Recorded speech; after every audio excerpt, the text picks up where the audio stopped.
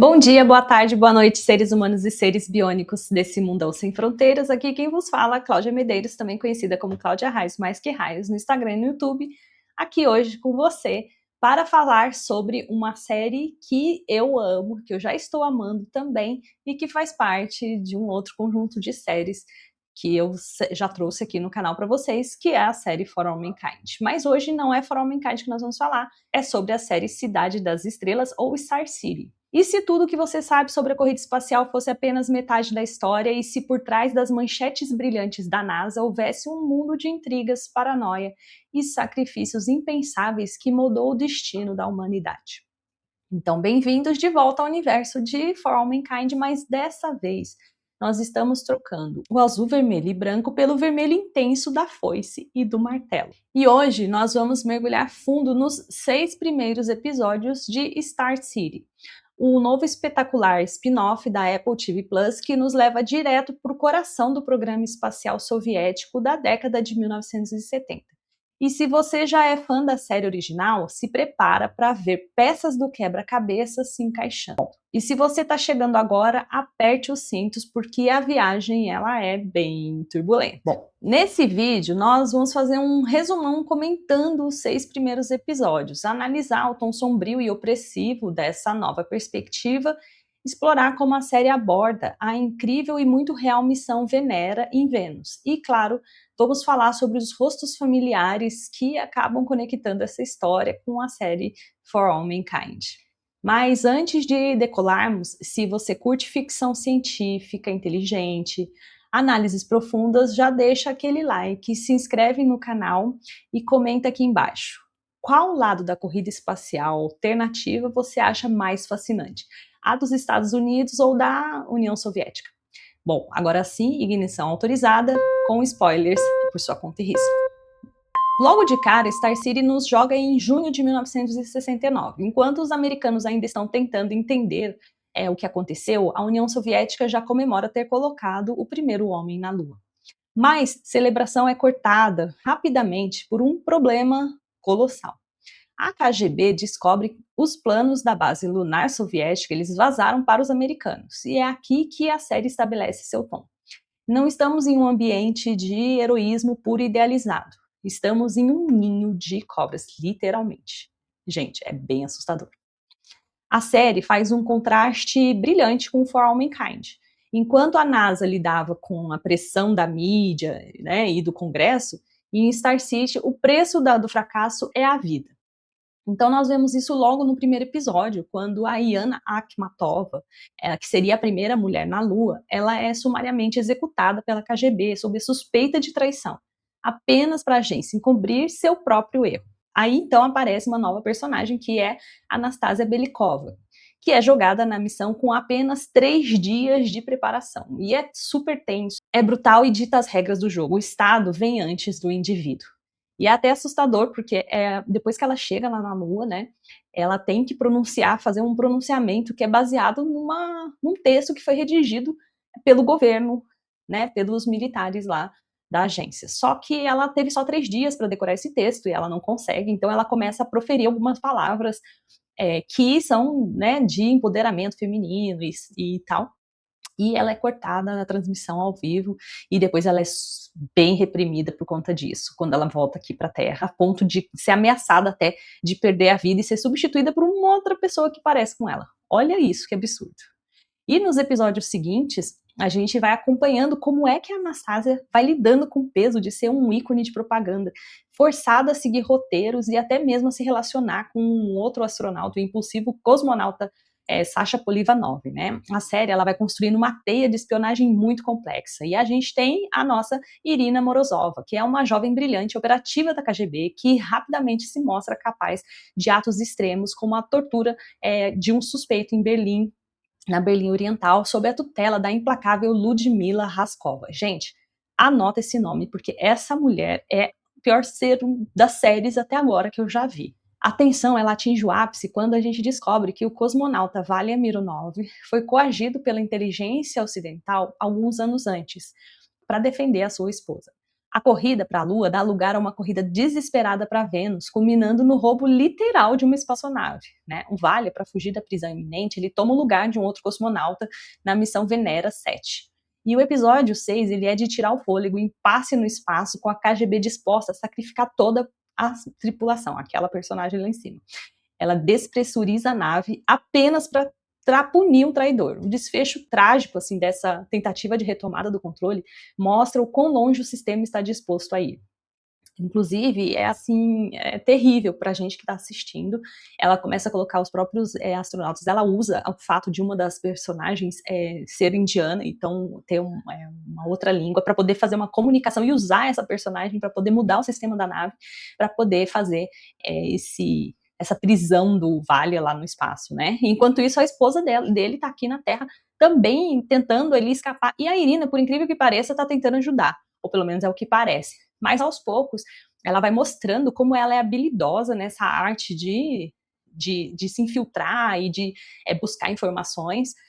No momento parece que é com interesse de ajudar a esposa do Vale, mas eu acredito que isso vai demonstrando a capacidade que a Irina tem de obter informações e também de se tornar depois um ser muito perigoso, que é o que a gente vê lá em For All Mankind. Mas, por enquanto, ela parece ainda ser uma pessoa com um nível de consciência e que tenta ajudar. Vamos acompanhando ela ao longo das séries, vamos ver se até o final dessa temporada a gente vai ver a Irina que a gente conheceu lá em For All Mankind. Bom, o que mais impressiona em Star City é o seu tom. A série é, na sua essência, um thriller de espionagem disfarçado de ficção científica espacial. Então, se você espera ver ficção, esquece. Se For All Mankind tinha um tom de otimismo pragmático, onde os americanos acreditavam que poderiam superar qualquer obstáculo com inovação e união, Star City é puro pessimismo institucional, é até aterrorizante. A perspectiva soviética ela é moldada pela paranoia. Cada conquista tecnológica não é apenas um avanço científico, mas uma ferramenta de propaganda, né, do partido, que deve ser protegida a qualquer custo. O design de produção ele é fenomenal.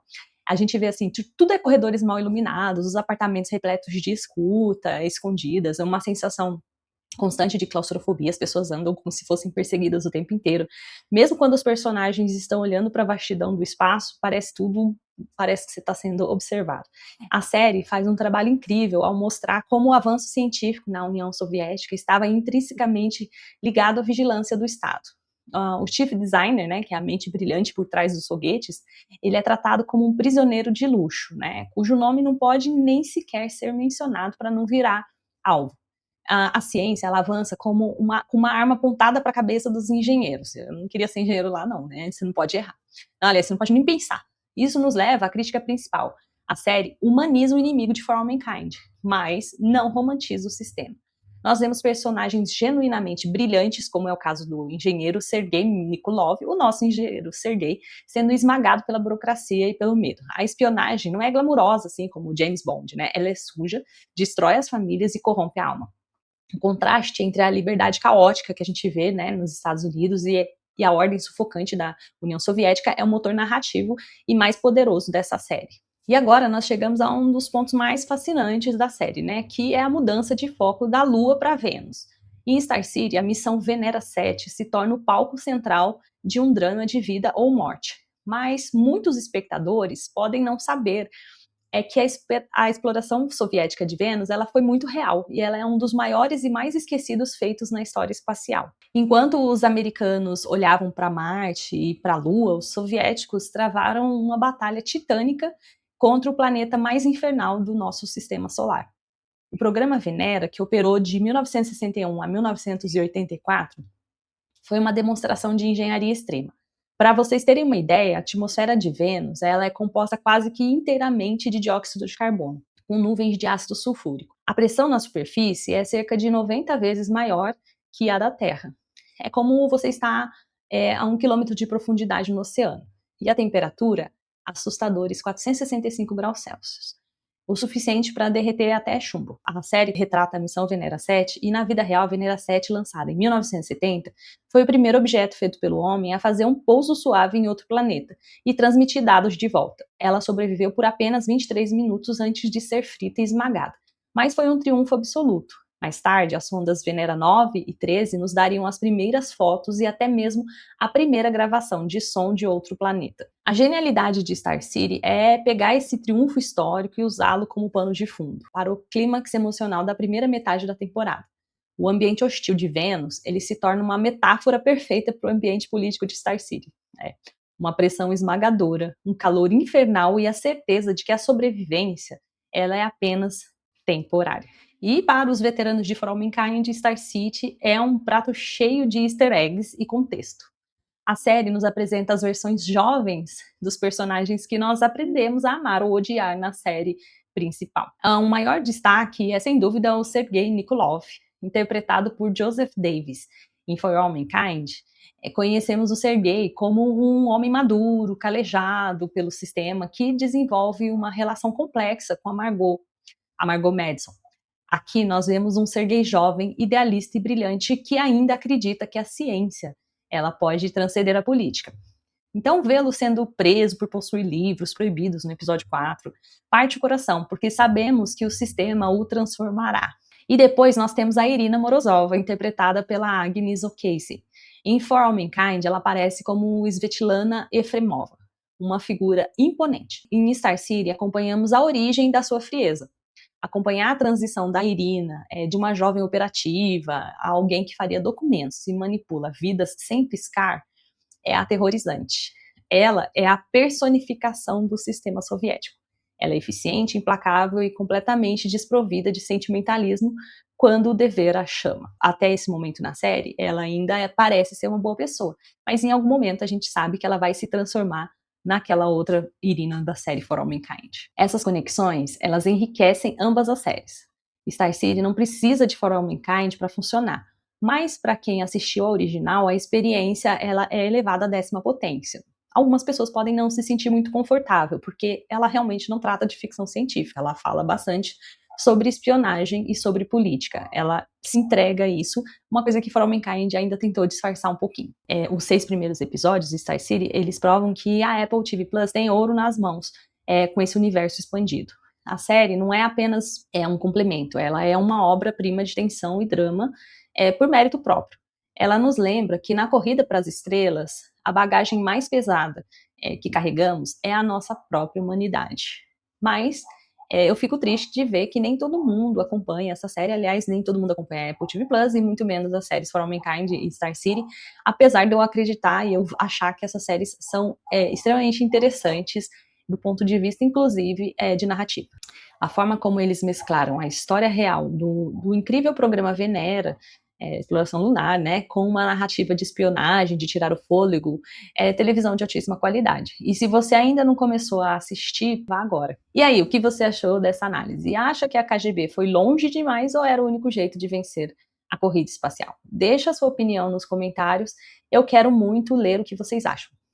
Não esquece de deixar aquele like maroto, compartilhar o vídeo com seus amigos que amam ficção científica e se inscrever nesse canal para não perder as próximas análises. Eu devo voltar com a análise de Cidade das Estrelas, Star City, apenas no final dessa temporada para fazer o fechamento e a gente ver até onde essa história chega. Mas se você gosta de Star City e For All Mankind e quiser, a gente pode fazer um episódio, uma live, a gente conversar ao vivo sobre essas duas séries e com foco maior em Cidade das Estrelas. Lembrando que este canal também faz conteúdos voltados para a ciência e vai sair aí uma série sobre história da ciência reversa com 10 episódios. Eu espero que vocês não deixem de assinar e seguir esse canal, se tornar membro e ativar o sininho aí para vocês receberem aí quando esses episódios saírem. Tá aí para sair, deve sair essa semana ainda, 10 episódios de uma série de história. A história reversa contada do meu ponto de vista, e eu espero que vocês aproveitem, porque ela está sendo construída com muito carinho, com uma abordagem um pouquinho diferente do que a gente está acostumado a ver aí na internet, tá? Eu vou ficando por aqui, um abraço espacial e cuidado com as escutas nas paredes ou nos celulares, e até o próximo vídeo. Tchau!